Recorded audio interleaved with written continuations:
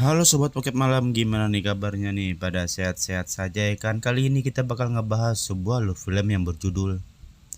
Film ini bercerita tentang seorang wanita yang diculik dan disekap ketika umurnya 6 tahun oleh seorang kakek tua yang berniat menikahinya saat dia berumur 17 atau 18 tahun. Selama itu dia juga menjaga dari predator surabi lempit, yaitu para pemancing ikan. Gak usah lama-lama gue ngebacotnya, sediain aja udut sama kopinya biar enjoy mendengarkan alur film tersebut. Langsung saja intro.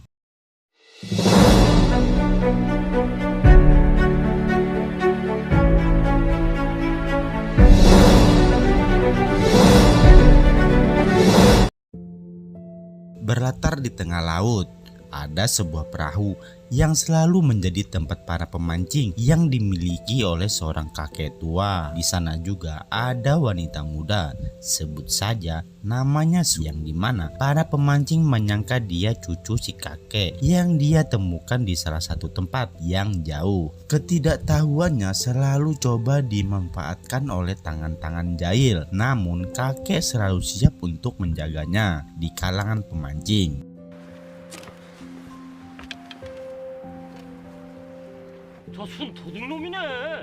Kakek juga terkenal bisa meramal nasib seseorang, baik itu bisnis, asmara, apapun itu. Pemancing gondrong meminta kakek untuk meramal nasibnya dengan menggunakan metode anak panah dan neneng. Kakek pun mulai melakukannya.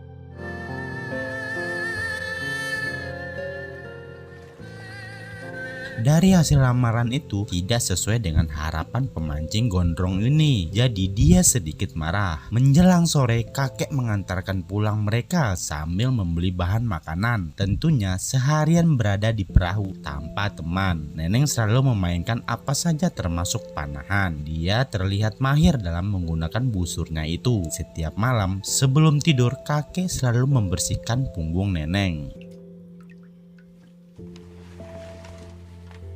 Dia juga suka memainkan alat musik gesek seperti ini.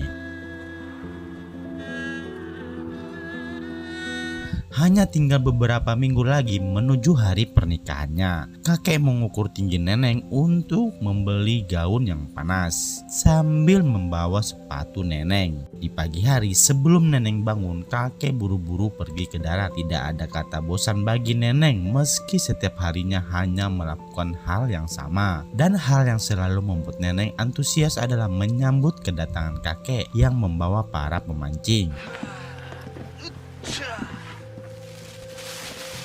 Tanpa sengaja neneng melihat sepatu baru yang dibeli oleh kakek tua. Entah dia merasa senang atau biasa saja, ekspresinya terlihat datar. Setiap barang baru kakek juga selalu disimpan di lemari yang dimana kuncinya selalu dia simpan di tempat tanpa sepengetahuan neneng. Hari ini mereka kedatangan dua orang pemancing. Neneng yang belum pernah tahu kamera begitu terlihat melihatnya, apalagi ketika dia ditawarkan untuk foto bareng, tentu saja dia begitu senang. Tapi ajakan itu hanyalah akal-akalan saja agar keduanya bisa dekat neneng. Menggunakan busurnya kakek tua melindungi neneng. Akan tetapi kedua orang ini langsung membuat rencana karena hanya ada mereka yang berempat di tempat itu. Kakek ditangkap dan diikat. Kemudian mereka mencari neneng. Kelincahan neneng dan pengetahuan selak beluk perahu membuat mampu dengan mudah lolos dari kejaran.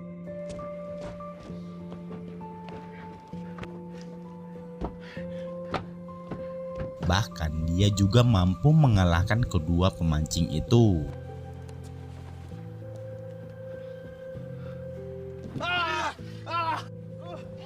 Keesokan harinya kakek menjemput 5 orang pemancing. Salah satunya seseorang lelaki muda yang bernama Ujang, seumuran dengan neneng, yang dimana neneng terlihat cukup tertarik dan kakek menyadari hal itu. Neneng langsung menghampiri Ujang dan merebut earphone yang sedang digunakan. Ujang menanyakan beberapa hal, tapi neneng tidak menjawab satupun dari pertanyaan itu. Sementara kakek mengawasi mereka lalu membawa neneng menjauh. Pada malam hari, Ujang melihat nenek yang sedang bersih-bersih. Dia tersenyum tipis melihat Ujang. Nah, karena penasaran, Ujang menanyakan tentang nenek kepada ayahnya yang menyebutkan bahwa nenek itu ditemukan kakek lalu diadopsi. Siang itu, ayah Ujang meminta kakek membaca nasib bisnisnya seperti biasa dan dia langsung melakukannya.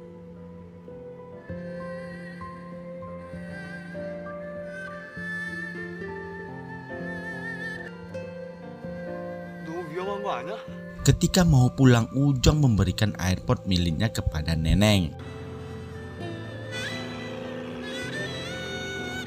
Saat sedang menikmati lagu, kakek yang baru saja pulang langsung membuang barang itu. Kemudian memindahkan baju pernikahan ke dalam lemari. Nenek yang berada di luar melihat tuh. Lalu kakek menyiapkan mesin perahu. Entah mungkin karena cemburu, dia berniat menjauh memindahkan lokasi perahunya. Tentunya dia tidak ingin rencana yang telah lama dia buat gagal begitu saja. Selama bertahun-tahun, untuk pertama kalinya nenek cemberut kepada kakek. Hari berikutnya setelah kakek pergi, nenek membuka lemari. Dia mengenakan baju dan sepatu yang telah disiapkan. Ketika kakek datang dengan membawa pemancing serta hadiah berupa kalung, namun pada waktu itu nenek merusaknya.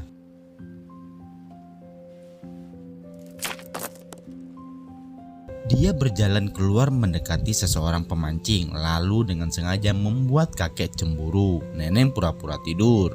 Dia melihat kakek mencoret 3 tanggal sekaligus. Mungkin kakek udah gak sabar lagi menunggu hari pernikahannya. Ketika bangun, nenek sudah tidak ada di tempat tidur. Ini membuat kakek khawatir, yang ternyata nenek sedang bermain ayunan. Kemarahan nenek masih berlanjut, bahkan semakin terlihat jelas. Hari berikutnya, nenek begitu bahagia. Sumriah full senyum melihat Ujang balik lagi memancing. Dia menyambut Ujang dengan penuh harapan tersorot dari kedua bola matanya.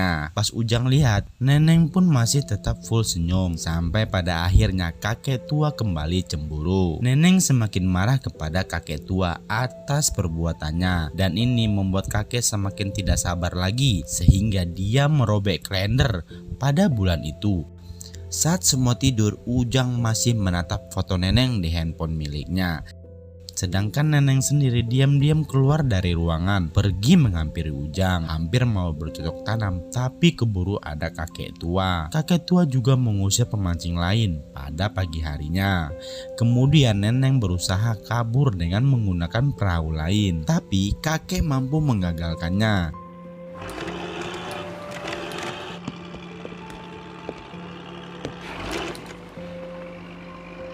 Kesabaran kakek sudah berada di ujung. Dia merobek kalender lalu merubah rancang tidur. Ternyata Ujang tidak menyerah begitu saja. Dia datang lagi dengan membawa bukti selembaran pencarian orang hilang. Tentu ini akan membuat rencana kakek tua gagal, sehingga dia menyerang Ujang. Tetapi nenek melindunginya. Kakek tua mencoba lagi memperbaiki mesin perahu, tapi gagal dan malah dia terluka.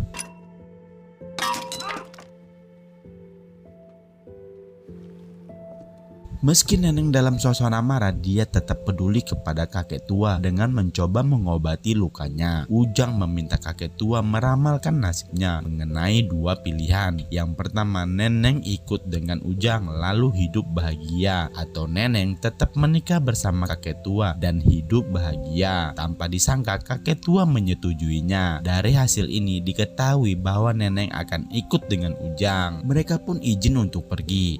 Esok harinya kakek tua mengeluarkan semua barangnya yang telah disiapkan untuk pernikahannya dari lemari ini karena dia cemburu dan kecewa. Mungkin mau tidak mau kakek tua harus bisa menerima. Sementara nenek merasa sedih karena bagaimanapun juga kakek tua lah yang telah merawatnya selama ini. Saat keduanya pergi menjauh, ternyata kakek tua telah menyiapkan tali yang diikat kepada perahunya untuk mengakhiri semua.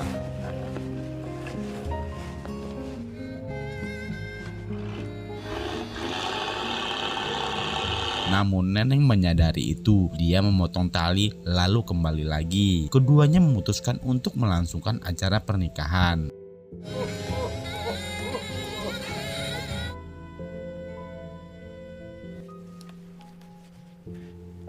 Kemudian persiapan dilakukan dan upacara dilaksanakan sambil disaksikan oleh Ujang. Kakek tua dan nenek pergi menggunakan perahu ke suatu tempat, ya mungkin honeymoon. Setelah melepas baju pernikahan, kakek tua memainkan alat musik hingga membuat nenek tertidur lelap.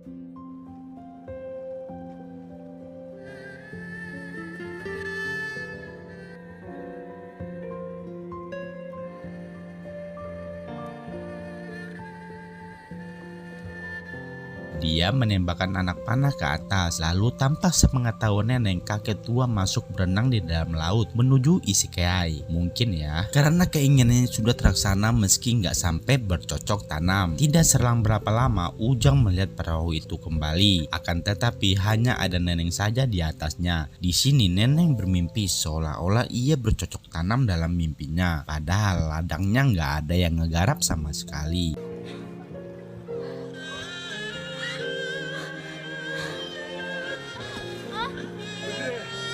Ya, bahkan perahu yang sudah seperti rumah bagi kakek tua dan nenek juga bergerak lalu tenggelam sendiri. Tapi pada akhirnya nenek kembali ke daratan bersama Ujang setelah beberapa tahun hidup di laut dengan kakek tua. Dan film pun selesai.